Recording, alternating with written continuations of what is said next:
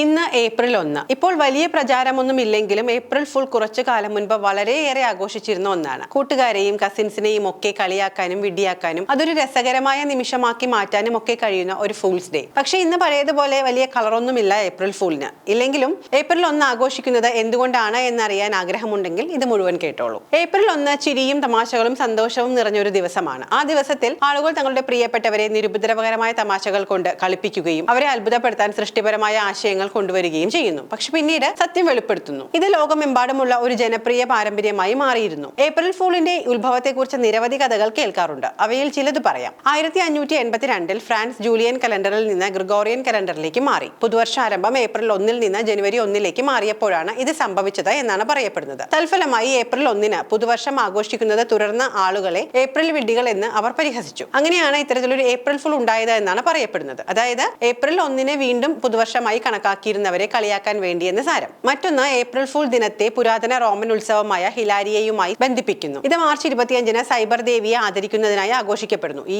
ഉത്സവത്തിൽ ആളുകൾ വേഷം മാറി സഹപൗരന്മാരെ പരിഹസിക്കുന്നുണ്ടായിരുന്നു. ഇത് ആധുനിക കാലത്തെ തമാശകൾക്ക് പ്രചോദനമായിരിക്കാം. അങ്ങനെയായിരിക്കാം ഒരുപക്ഷെ ഇത് ഏപ്രിൽ ഫുൾ വന്നത്. മറ്റൊന്ന്, ഗ്രീക്ക് ദേവതയായ സെറസിന്റെ മകളായ പ്രോപ്പസിനയെ പ്ലൂട്ടോ ദേവൻ തട്ടിക്കൊണ്ടുപോയ കഥയാണ്. പ്ലൂട്ടോ പാതാളത്തിലേക്ക് പ്രോപ്പസിനയെ തട്ടിക്കൊണ്ടുപോയി. മകളെ രക്ഷപ്പെടുത്താനായി അവൾ സെറസിനെ വിളിച്ചു കരഞ്ഞുകൊണ്ടേയിരുന്നു. എന്നാൽ മകളുടെ ശബ്ദം കേട്ട സെറസ് പലയിടങ്ങളിലേക്കും ഓടി. മകളുടെ കരച്ചിൽ കേട്ടെത്തിയ സെറസ് ആദ്യം ഓടിയത് മറ്റൊരു ഭാഗത്തേക്കാണ്, അതായത് എക്കോ കേട്ട ഭാഗത്തേക്കാണ് എന്നാണ് പറയപ്പെടുന്നത്. ഇത് വിഡ്ഢിദിനത്തിനെ ബന്ധപ്പെടുത്തി പറയുന്നവരുമുണ്ട്. 18ാം നൂറ്റാണ്ടോടെയാണ് ഇംഗ്ലണ്ടിലും സ്കോട്ട്ലൻഡിലും വിഡ്ഢിദിനം ആഘോഷിക്കാൻ തുടങ്ങിയത്. തുടർന്ന് ഇംഗ്ലണ്ടിന്റെ കോളനികളിലേക്കും ഇവ വ്യാപിച്ചു. പോർച്ചുഗീസുകാർ ഈസ്റ്റർ നോമ്പിന് 40 ദിവസം മുൻപുള്ള ഞായർ തിങ്കൾ ദിവസങ്ങളിലായിട്ടാണ് വിഡ്ഢിദിനം ആഘോഷിക്കുന്നത്. മെക്സിക്കോയിൽ ഡിസംബർ 28 വിഡ്ഢിദിനം. വിഡ്ഢിദിനത്തിൽ വിഡ്ഢികളാക്കപ്പെടുന്നവരെ ഇംഗ്ലണ്ടിൽ നൂഡി എന്നും ജർമ്മനിയിൽ ഏപ്രിനാർ എന്നുമാണ് വിളിച്ചിരുന്നത്. ഫ്രഞ്ചുകാർ ഏപ്രിൽ ഫിഷ് എന്ന് വിളിക്കും. ഇത്തരക്കാരെ ഏപ്രിൽ ഗോക്ക് എന്നാണ് സ്കോട്ട്ലൻഡിൽ അറിയപ്പെടുന്നത്. ബ്രിട്ടീഷുകാരുടെ വരവോടെയാണ് ഇന്ത്യയിൽ വിഡ്ഢിദിനം ആഘോഷിക്കാൻ തുടങ്ങിയത്. ഏപ്രിൽ 1 കുറിച്ച് ചില അന്ധവിശ്വാസങ്ങളും നിലവിലുണ്ട്. സുന്ദരിയായ യുവതി ഒരു യുവാവിനെ വിഡ്ഢിയാക്കുന്നുവെങ്കിൽ അവൾ അവനെ വിവാഹം ചെയ്യണമെന്ന് വിശ്വസിക്കുന്നവരും ഏപ്രിൽ 1 വിവാഹിതരായാൽ ഭാര്യ ഭർത്താവിനെ ഭരിക്കുമെന്ന് കരുതുന്നവരും ഒക്കെയുണ്ട്. ഇതെല്ലാം വെറും അന്ധവിശ്വാസങ്ങൾ മാത്രമാണ്.